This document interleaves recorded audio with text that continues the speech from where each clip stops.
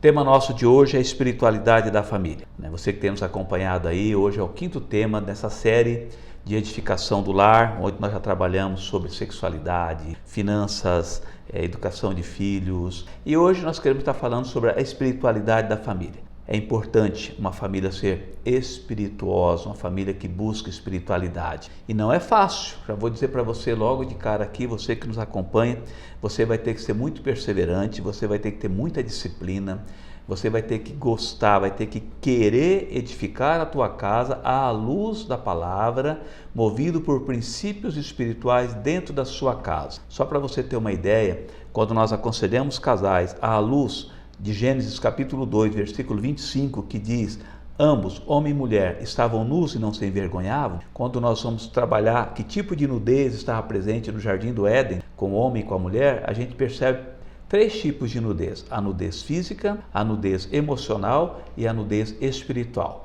Muitos casais têm facilidade de estar nus fisicamente, afinal de contas são abençoados para isso, mas não têm a capacidade de serem nus emocionalmente. O que é ser nus emocionalmente? É a capacidade que você tem, a intimidade de expressar seus sentimentos, falar dos seus medos, das suas angústias, dos seus sonhos, é chorar juntos. Isso é estar nus emocionalmente. E poucos casais têm essa capacidade de estarem nus emocionalmente. E por último, a nudez espiritual. Quer dizer, se já é difícil estar nus emocionalmente, muita dificuldade nós vamos enfrentar para estarmos nus espiritualmente. Nós temos que romper essa barreira, porque a hora que nós conseguirmos vencer e trazer para dentro da nossa casa uma vida, uma espiritualidade saudável, comunhão com Deus, sentir a presença de Deus, nós vamos crescer muito como família, crescer muito como casal. Pais vão se dar melhor com os filhos, entre irmãos vão se dar melhor, porque a espiritualidade ela é terapêutica, ela sara. São vários os psiquiatras e psicólogos,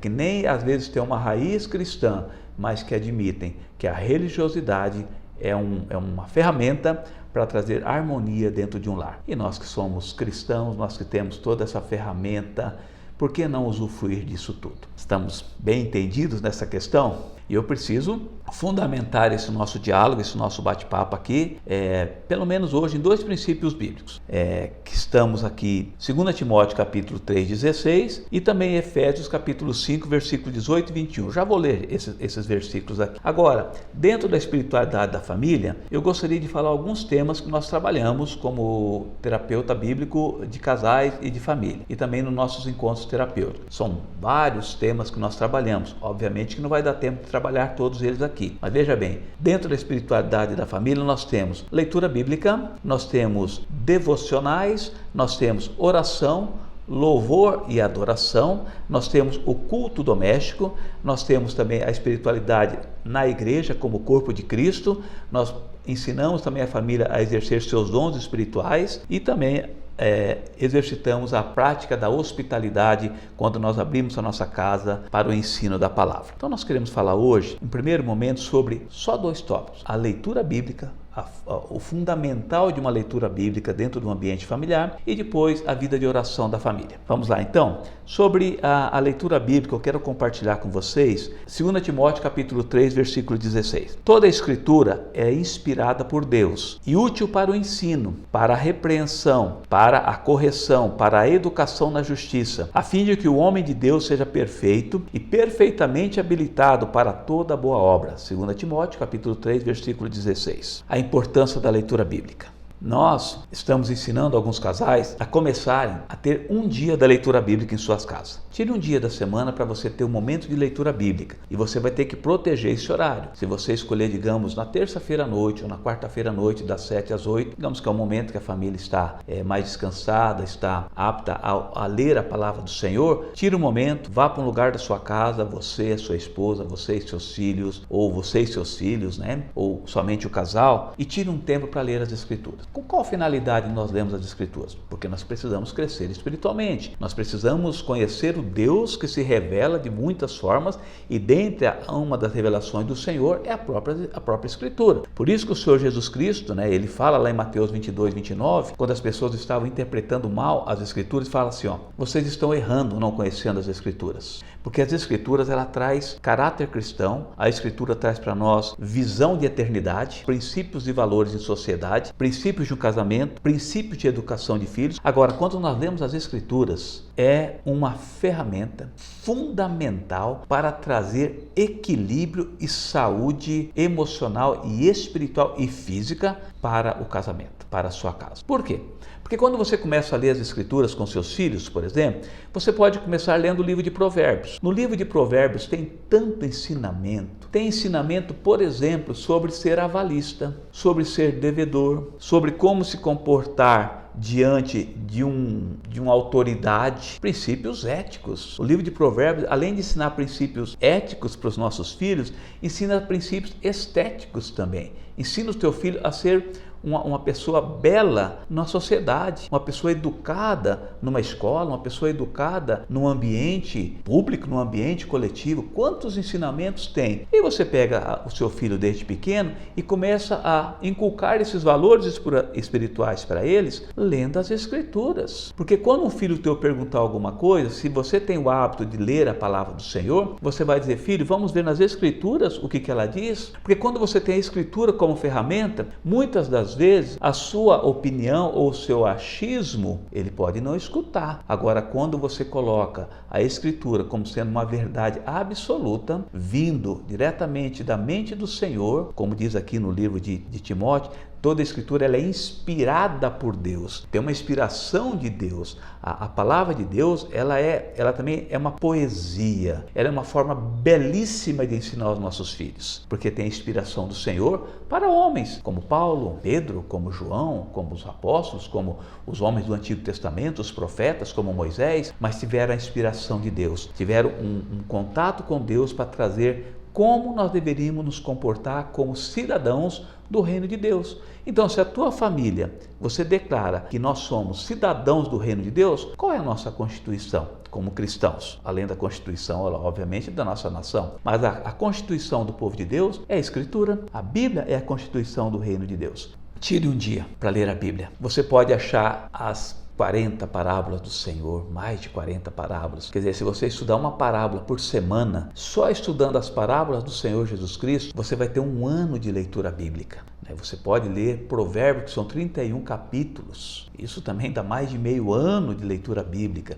E quando você chegar nos Salmos, por exemplo, estou falando aqui leituras que são leves para que seus filhos aprendam, conteúdos realmente pedagógicos, didáticos. Os Salmos são 150 salmos. Isso aí dá 3 anos de leitura bíblica. Então nós temos muita leitura para ensinar aos nossos filhos.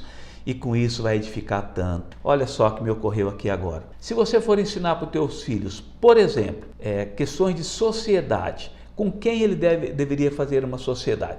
Digamos que os teus filhos, ou vocês, gostariam de fazer uma sociedade com alguém. E vocês têm princípios cristãos.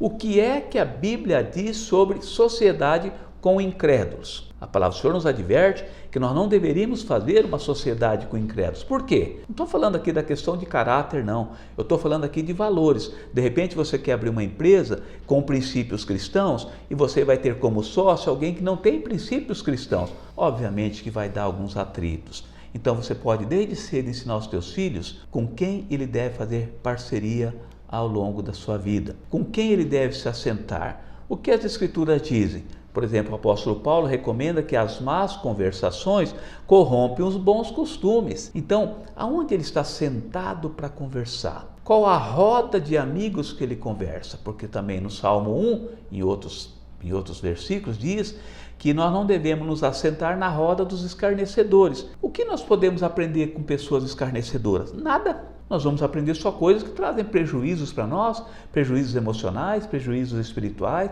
prejuízos físicos. No livro de Provérbios, capítulo 22, sobre companhia, com quem nós devemos andar, ali ensina para nós que nós não deveríamos andar com pessoas iracundas, pessoas iradas. Por quê? Porque a pessoa irada pode trazer prejuízo para você, uma violência, um ambiente violento, e com isso tudo você vai ficar preso numa armadilha conforme está a admoestação no livro de Provérbios. A leitura bíblica, ela salva a gente de muitas encrencas. Que tal fazer uma bela leitura bíblica? Mas eu quero falar um pouco sobre oração também, dentre os vários princípios de espiritualidade. Mas a oração, queridos, ela é... Você conhece o jargão.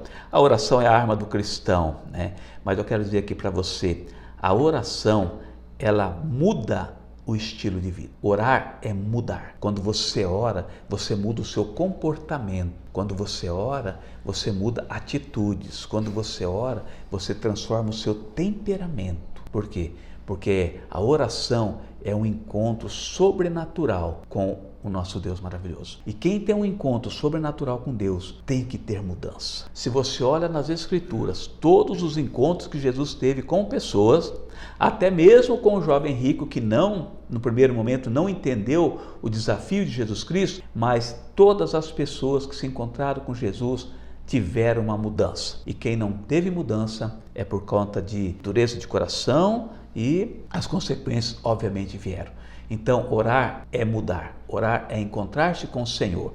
E na oração você pode ensinar tantas coisas, aprender e ensinar tantas coisas, como casal, essa nudez espiritual que nós falamos, que é a intimidade de orar, de ler a palavra do Senhor juntos, de fazer uma devocional juntos, jejuar juntos. Nem está no nosso tema aqui, mas já pensou se você tirasse um dia por semana para ensinar a prática do jejum para os teus filhos e os benefícios que o jejum traz para nós, tanto espiritual como para a nossa saúde física? Que tal você fazer jejuns de algumas horas com os pequeninos? Filho, hoje nós vamos fazer jejum daquele doce, hoje nós vamos fazer jejum daquele chocolate, das 9 da manhã até o meio-dia, a gente não vai comer isso ou aquilo outro. Você vai colocando isso no coração dos seus filhos e eles vão crescer e vão crescendo nessa prática. Isso traz tanto crescimento espiritual, né?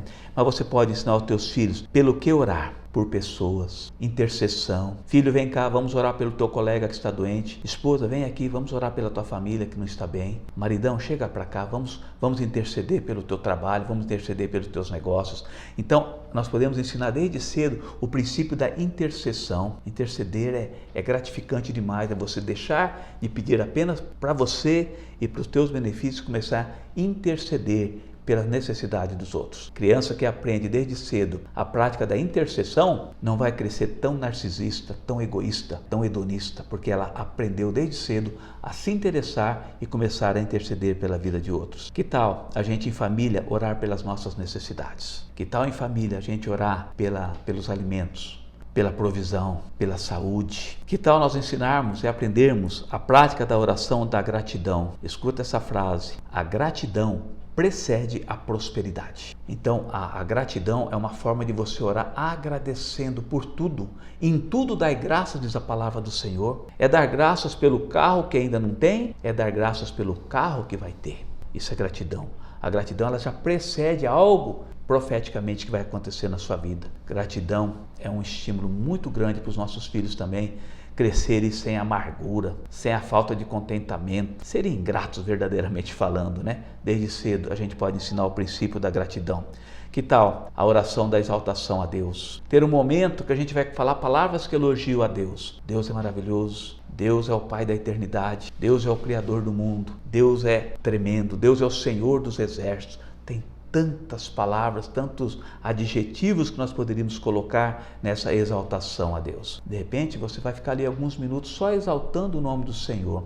E por que não falar sobre a oração da libertação? A oração você pode pedir para que Deus liberte a sua casa e proteja a sua casa do malfeitor. A oração da libertação você pode pedir para o Senhor, como família, para que liberte a sua casa do espírito da enfermidade, do espírito da pauta que está atormentando, tirando a paz da família. Você pode orar pedindo, Senhor, libertar o ambiente, tirar a opressão do ambiente, tirar a angústia do ambiente. Tudo isso são práticas de vida de oração. E você pode ensinar muito e aprender muito nessa espiritualidade. E eu quero hoje orar por você, porque nós estamos encerrando uma série de ensinos sobre conteúdos familiares. Então, receba a oração. Pai, em nome de Jesus, eu quero pedir que todos aqueles que nos ouviram, todos aqueles que estiveram conosco até agora, e aqueles que vão estar conosco até agora, que o Senhor dê sabedoria, que o Espírito Santo do Senhor convença famílias a buscarem essa espiritualidade,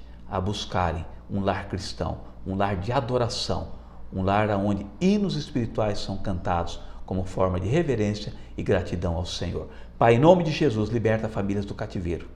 Em nome de Jesus, liberta pessoas, ó Pai, das opressões malignas. Traz a paz, traz a saúde, traz segurança, meu Pai. Tire o pânico, tire a depressão, tire a ansiedade. Isso nós oramos, agradecidos, em o nome do Senhor Jesus. Amém.